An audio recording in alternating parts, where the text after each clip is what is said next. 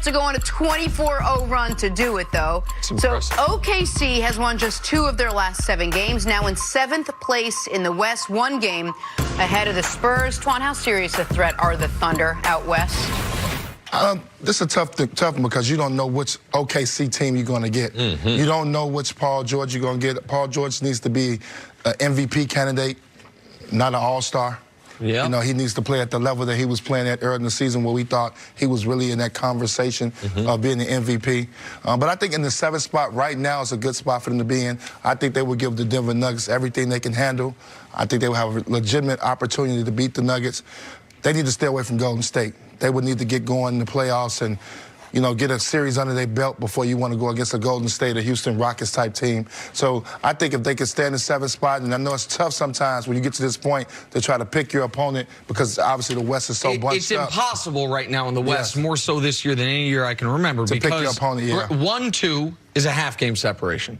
3-4 is a half-game separation. And 5, 6, 7, 8 is 2 games of separation. So even if you could say, even if they could lock in the 7th spot, they don't know if that's going to be Denver or Golden State. Like, and so I know Golden State ended up pulling away last night. That was a 1-point game in the 4th quarter against Memphis, like with a fully healthy Golden State team. So it's going to be, there's going to be a lot of just final day of the season, how it falls, what team you get in the first round.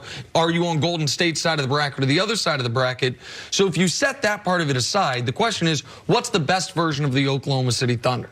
And the best version of the Oklahoma City Thunder, in my mind, is a team that has been defending at this level all year, continues to defend at this level, but you get the Paul George you were seeing in January combined with an under-control Russell Westbrook.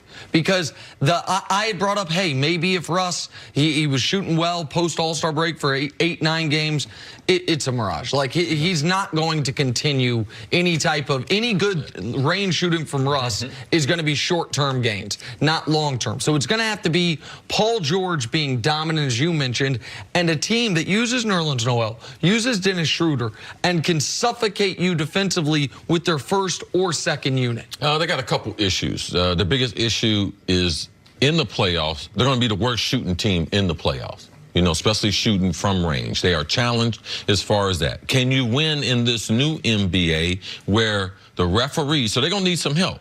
They're going to, last year in the playoffs, we didn't have to necessarily have the freedom of movement emphasis that we had this year. But last year in the playoffs, man, things got a little more physical than they were during the regular season.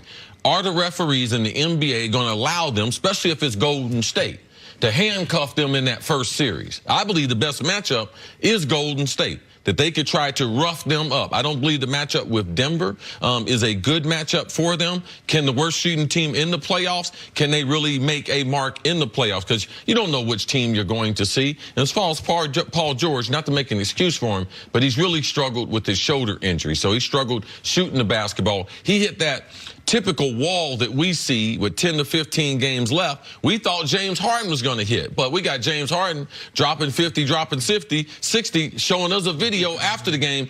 But Paul George, he has, not to make an excuse, since he was in that MVP conversation, he's run into a couple things from a shoulder standpoint that have really hampered his game. And let me add to that. My question mark with the Thunder is the others. Terrence Ferguson, do I trust him? Jeremy Grant. Yeah, Jeremy Grant, do I trust him? Then you get, you know, so those guys have to be good.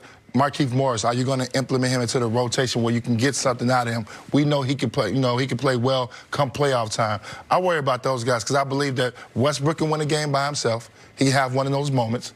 Paul George can win a game by himself. So they're a team, if they fall 6, 7, 8, you know, the top 3 teams don't want to play them in the first round. They're going to be a very tough out. Do I think they can make some noise and make a deep run? No. Westbrook has been too inconsistent for me offensively. I worry about his free throw shooting, only shooting 65% from the line. I don't know what has happened to Russ. Yeah. Listen, Russ, him and LeBron drinking the same thing. Because of the top players in the league, those are the only 2 that we have seen that aren't 7-footers. That aren't at least 70%. But here's the thing I don't get. LeBron was never 80%, right? LeBron was a 76% guy that somehow has gone to 67%, and it doesn't make sense. Russ, his MVP year was north of 80. For his career prior to last year was always around 78 to 82%. To all of a sudden be at 65%. It's such a bizarre thing. The LeBron thing makes a little more sense because he was never great at it. Russ was a really reliable free throw shooter at one point in time. It becomes mental.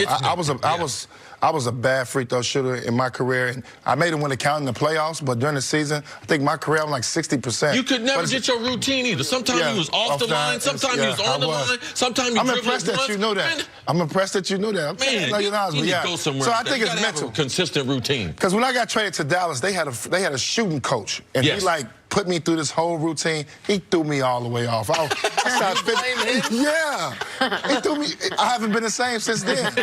I was never the same. I blame the shooting coach in Dallas for this. But I just think it's mental, though, for LeBron and Westbrook. I think once you get in those bad ruts and you start missing free throws, especially when the game on the line and it counts and your teammate depends on you and you got to answer those tough questions at the end of the night because you didn't make your free throws, I think it becomes more mental. But it goes towards everything. Every time we have discussion about the Thunder, it's how inconsistent they are. Between Russ and his shooting, the team playing, them having to go on a 24 run to beat the Pacers, that's why you don't know which team is going to show up. They're so inconsistent. Well, and listen, we've done a lot of vacillating on this team throughout the year, but at one point in time, you asked the question, man, if the Thunder climb up to the 1 line, could Paul George be the MVP?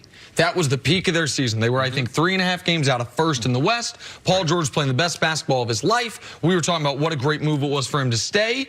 Now we're 6 weeks later, and it's like, are they going to be one and done in the playoffs again? Is it 2 years of Russ and Paul George? That's how that. One of our biggest problems is what we saw, because we saw Paul George, we saw him dominant, we saw Russ take that second seat. But our other problem is our friend Vinny V, who sat here. He was like, I talked to Golden State Warriors, and they are afraid of OKC more so than Houston. And it was like, well, man, he got that from the Warriors. So we include that in the show. So that's a part of it. Yeah. All right. Antoine, thanks for hanging with us today. Appreciate Have a great day. Coming up, what's his name?